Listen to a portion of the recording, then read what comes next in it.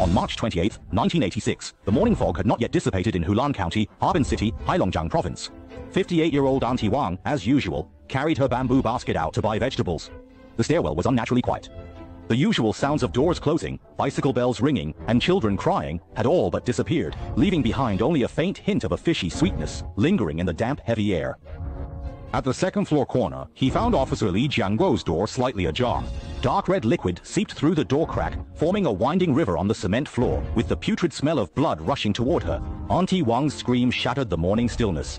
When Criminal Investigation Team Captain Chen Liwei rushed into the hallway with his team, the scene before them froze everyone in place. In the 4-story residential building, 27 households had their doors wide open. 52 bodies were strewn across various rooms, from living rooms to bedrooms, from elderly people's beds to baby cradles.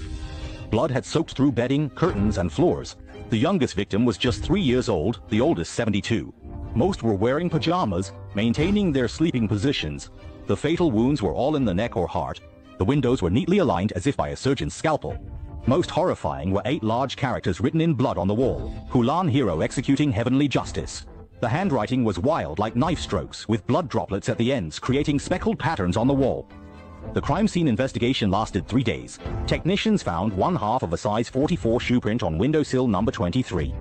At the corner of the fire escape at the end of the hallway, they discovered a handmade cloth shoe insole. The stitching was delicate yet rough, clearly made by a rural hand. The forensic report indicated that all of the victims died between the hours of 1 and 4 a.m. The killer had moved like a ghost between floors, picking locks, killing, leaving messages, the entire process flowing smoothly without alerting a single household. Even more chilling was that among the 27 judicial employees, 12 were key members of the criminal investigation team, including Deputy Captain Zhang Jianjun, who had just cracked a major smuggling case. Their family members, wives, parents, children, had all indiscriminately become victims of the blade. After the news spread, discussions filled the streets and alleys of Hulan County. Some claimed to have seen a dark shadow flitting across rooftops at midnight. Others said they heard the hissing sound of a blade cutting through air outside their windows. More people stared blankly at the writing on the wall. Executing heavenly justice? Had these uniformed people really done something unconscionable? Within the police department, there was an uproar. The provincial police chief slammed his fist on the table, declaring that since the nation's founding, they had never seen such a brazen killer. Killing entire families of our police officers is declaring war on the people's democratic dictatorship. 72 hours after the incident, the Ministry of Public Security assembled a task force of 672 elite officers from across the country, forming the 328 Special Investigation Team, and they marched into Hulan County. Team leader, Zheng Hua, is a northern detective with 20 years of criminal investigation experience. He had solved a serial murder case spanning 3 provinces. When he and his team arrived at the crime scene, he squatted in front of the size 44 insole and stayed silent for a long time. The killer is taunting us. With such a large amount of physical activity, the insole has no sweat stains, indicating that he was exceptionally calm during the crime, possibly even wearing foot covers. What troubled him even more was the cleanliness of the scene. No fingerprints, no hair, no signs of a struggle. The killer seemed to be familiar with police investigation procedures, avoiding leaving any traces at every step. The task force first investigated the victim's social relationships. Of the 27 public security, procuratorial, and judicial personnel, 15 had participated in the anti-gang operation in Hulan 3 years ago, leading to the arrest of Zhao Laoxi, the leader of the largest local gang, Hailonghui. Zhao Laoxi died in prison after being arrested, and his brother Zhao Laowu's whereabouts are unknown. Investigators followed this lead to Zhao Laowu's mistress's house, only to find that the two had long lost contact. Neighbors confirmed that Zhao Laowu had not been seen for half a year. Another clue pointed to the petition department. Over the past year, there had been 17 anonymous letters accusing Sun Zhiguo, the head of the Hulan County Public Security Bureau, of bribery and torture. The letters detailed multiple wrongful cases but left no contact information. Just as the task force was at their wits' end, the interview police brought back strange news. Several people claimed to have seen a middle-aged man wearing a straw hat loitering near the residential building a week before the incident. He spoke Mandarin with a slight Shandong accent and asked everyone he met which floor Officer Li lived on. Some even recalled that the man had a bulge at his waist as if he was carrying a knife. However, when the sketch artist drew the suspect based on the descriptions, all the witnesses hesitated. Not quite like that, maybe a bit thinner, with eyes that are not so big. Just looked pretty ordinary overall. The first case analysis meeting on April 5th lasted until 3 a.m. Zhou Zhenhua stared at the list of victims on the wall and suddenly realized that 19 of the 27 public officials had been responsible for the worker layoffs at Hulan County's second paper mill during the 1983 crackdown. The factory closed in 1982, leaving 300 workers unemployed, 12 of whom were sentenced for protesting under the charge of disrupting production order. He immediately reviewed the case files from that year and discovered that the presiding judge was Ma Minghui, the head of the county court's criminal division, and the officers responsible for the arrests were Li Jiangguo and Zhang Jiangjun. Could it be revenge from the families of the victims from back then? A young investigator made a conjecture, but it was quickly overturned. The oldest of the 300 workers would be no more than 45 years old, and the killer's physical abilities and murder skills were far beyond what an ordinary worker could possess. On April 10th, the task force received their first bad news. At 2 a.m., experts Chen Tianming and Wang Jiangguo, responsible for trace identification, were stabbed at the guest house. The waiters suddenly heard a loud thud coming from the next room. When they opened the door to check, they found the two lying in a pool of blood, each with a deep knife wound on their necks. The case notes on the table were torn to pieces, and the words Hulan Hero, acting on behalf of heaven, were written in blood on the wall again. This time the handwriting appeared more hasty, as if the killer was in a hurry to finish. When Zhou Zhenhua arrived at the scene, he found the windows intact and no signs of forced entry on the door. The killer had climbed up the rainwater pipe on the second floor. There was still one half of a muddy shoe print on the pipe, and it was a size 44. What shocked him more was Chen Tianming clutching half a piece of fabric in his hand. Tests showed it was the same fabric as the insole left at Li Jiangguo's house on the night of the crime. This fabric was produced in rural areas around Hulan County, used by nearly 10,000 people in the county. He's telling us that he's right here, right under our noses, Zhou Zhenhua said through gritted teeth, cold sweat soaking his shirt. The case caused widespread panic within the task force. Some investigators started carrying 2 guns at their waists, some didn't dare to act alone, and some even placed a chair at their dormitory door, hanging their uniform on it as bait. More troubling was the public opinion, which began to polarize. Uncle Zhang, who sold tofu at the market, secretly told the police he heard Director Ma wrongly sentenced someone back then. The family knelt at the courthouse door for 3 days, and the man eventually drank pesticide and died. Meanwhile, retired teacher Li Shufan angrily condemned the killer in the alley, saying that no matter how wrong they were, they shouldn't kill children.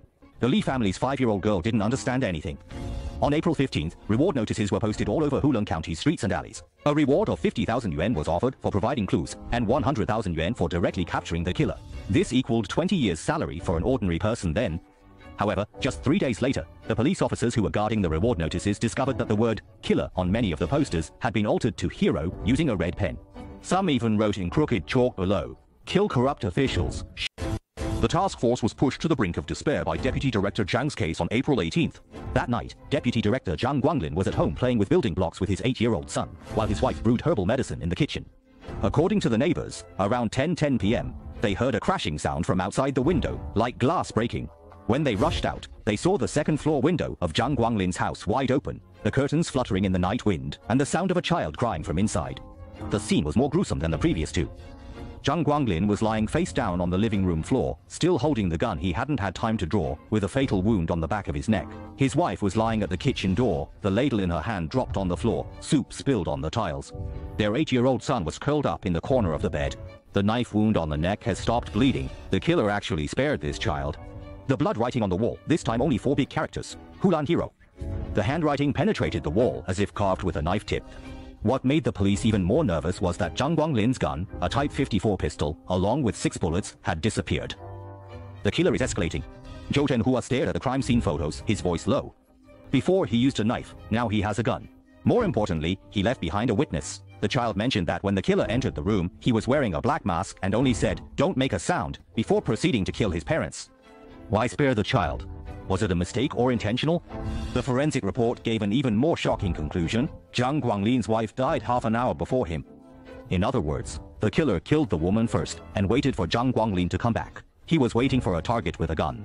He knew Deputy Director Zhang was on duty tonight and would come home late. The young psychological profiler trembled, saying, "He's studying us more thoroughly than we are studying him." After the missing gun was reported to the Ministry of Public Security, a Level 1 emergency response was initiated. A province-wide blanket search for guns has begun, with checkpoints set up at all intersections. Train and bus stations were filled with plainclothes police officers. However, 3 days passed with no results.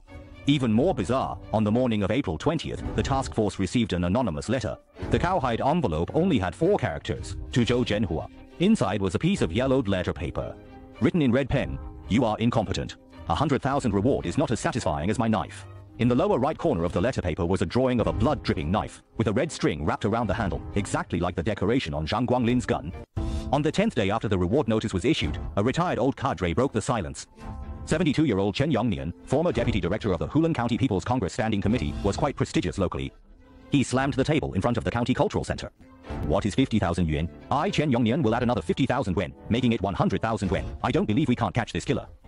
This statement was immediately reported by journalists with the headline, Old Revolutionary offers 100,000 reward to catch killer. Hulan Hero dared the killer to come and kill him, and no one expected the killer to actually show up. On the night of April 23rd, Chen Yongnian was stabbed in his bedroom, a butcher knife stuck in his chest. The blade was engraved with the characters acting on behalf of heaven, which was the weapon that replaced Zhang Guanglin's lost gun. On the bedside table, there was a half-finished cup of tea that had 2 clear fingerprints on it. However, these fingerprints belonged to Chen Yongnian himself. The killer once again demonstrated suffocating control over details. When entering through the window, he laid a layer of newspaper on the windowsill, leaving no footprints. After the murder, he wiped clean all possible traces, leaving only the knife. The red string wrapped around the handle was particularly glaring in the moonlight. Under the knife was a note, printed with the words, "You bureaucrats, shouting justice with your mouths, but full of calculations in your hearts. This knife is for you to use in the investigation. This case has completely ignited a powder keg of public opinion. Some people burned paper money in front of the county committee office, mourning the hero who eliminated harm for the people. Some people held signs and stormed into the Public Security Bureau, demanding disclosure of the victims' crimes. More radicals shouted slogans like, killing corrupt officials is not a crime, clashing with police maintaining order." Within the task force, 3 investigators had already applied for transfer. On May 28, 1986, the 2-month deadline for the task force to solve the case expired, but the Hulan Hero disappeared without a trace. The last sighting was on May 15th. Someone saw a man wearing a straw hat purchasing a ticket at the ferry terminal, with his destination being Jiamusi. However, his name was not on the boarding list. The police searched along the Songhua River for 3 days, only finding a straw hat floating on the water. The serial number shows it is from the Hulan County Supply and Marketing Cooperative, with 237 sold county-wide.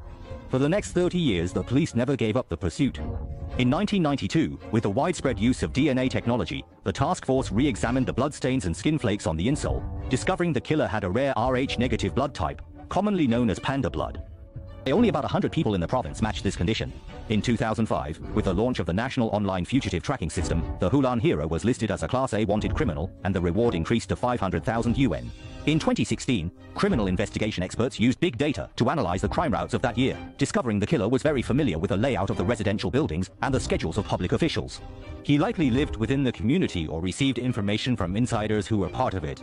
But all clues ultimately pointed to the same conclusion: the killer seemed to have vanished from the world. He never committed another crime, never used an ID card or bank card, and left no traces of life. The legends about him among the people became increasingly bizarre. Some people said he was hiding within the task force like a shadow of someone else. Some said he was actually a woman, disguised as a man to commit the crimes. Others said he had already died, and the blood-stained knife was buried by the Hulan River, waiting for the next person to act on behalf of heaven to pick it up. The controversy never stopped. Supporters said, if not driven to desperation, who would risk their life for justice? Were those he killed really innocent?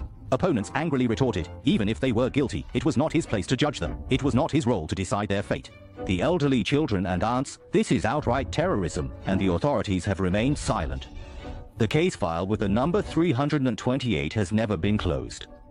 In the iron cabinet of the archives room, the size 44 insole still lay in the official bag. The dirt between the stitches had long dried, but it seemed to still carry the bloody smell of that year.